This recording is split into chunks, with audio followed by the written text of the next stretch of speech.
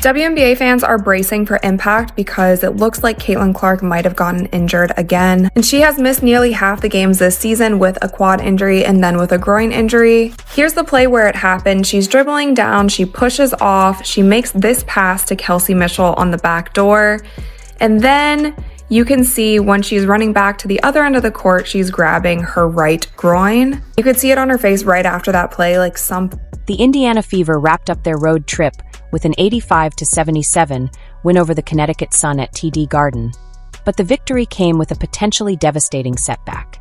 With just 40 seconds remaining, star guard Caitlin Clark appeared to aggravate a lingering groin injury, an outcome fueled by the relentless physical play she endured throughout the game.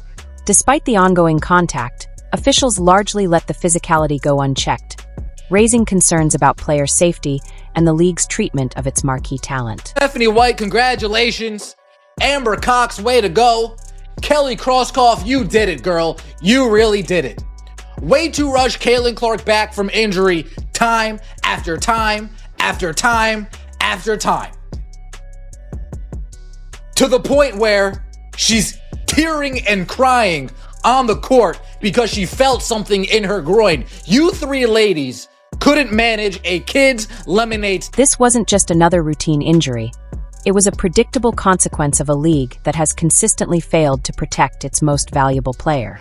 Caitlin Clark, who has already missed 9 games this season due to various injuries, was visibly in pain after delivering what should have been a routine assist to Kelsey Mitchell. Grabbing her right groin, she limped off the court, the weight of the moment unmistakable. As she sat on the bench with a towel over her head and tears streaming down her face, it became painfully clear. The WNBA must take immediate action. This moment should be a wake-up call for everyone responsible for safeguarding the league's future and its brightest star. This is potentially a disaster for the city of Indianapolis, the Indiana Fever. They're hosting the All-Star game. We just found out Caitlin Clark was going to be in the three-point contest, and this is her right here.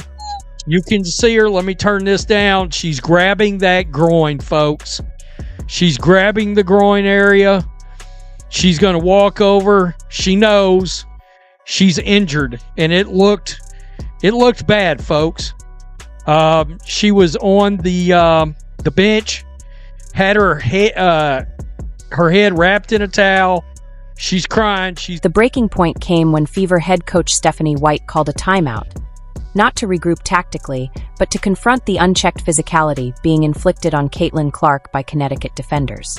What was meant to be a competitive game had devolved into chaos, as Sun players relentlessly targeted Clark while officials stood by in silence. The timeout served as a desperate appeal for control, highlighting a game that had slipped into something closer to sanctioned aggression than professional. And whether it was pain or frustration or a combination of both, you could see it weighing on her. Now, she had snapped at a referee earlier. She had held her head down in the midst of her shooting slump. So maybe some of this is just all of that coming to a head, especially knowing that All-Star Weekend is coming up from Indiana. I think it was pretty clear that tensions were building. White had said after earlier games where similar incidents took place. When officials don't take control and allow that kind of physicality, especially when it's been happening all season, it sends a message. These are elite athletes who compete at the highest level. If aggressive play is permitted, they're going to respond with intensity and stand up for their teammate. 3. So on the road this season, Caitlin Clark is a combined 1 for 32 from three-point range. Very unusual. She's hot. Beyond January, having to hold her back. We'll take a timeout. I mean, yo, she went from 0 to 100 real quick.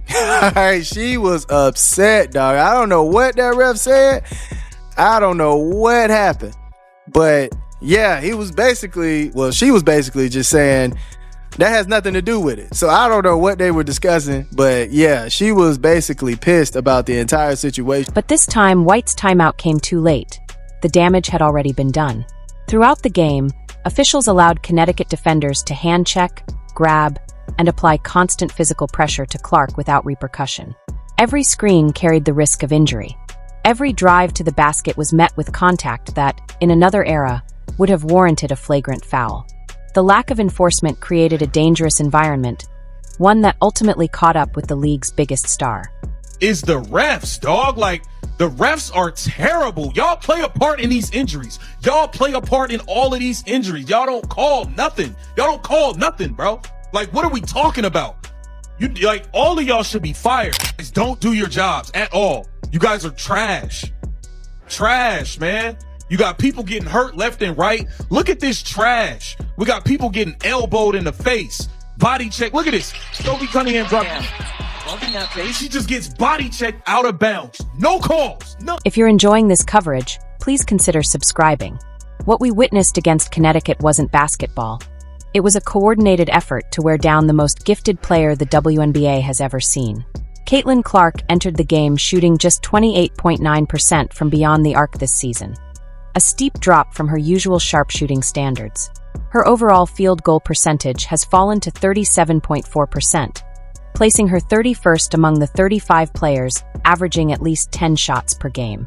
The numbers reflect more than a slump. They tell the story of a player under siege. Somebody who's never gotten injured ever in their career. Here comes all these, we got a new coaching staff, we got a new training staff, we got this person and that person, an expert here and an expert there, saying this, saying that. Next thing you know, these people have managed to turn Caitlin Clark into a player who now gets injured and injured and what the hell did you guys do with Caitlin?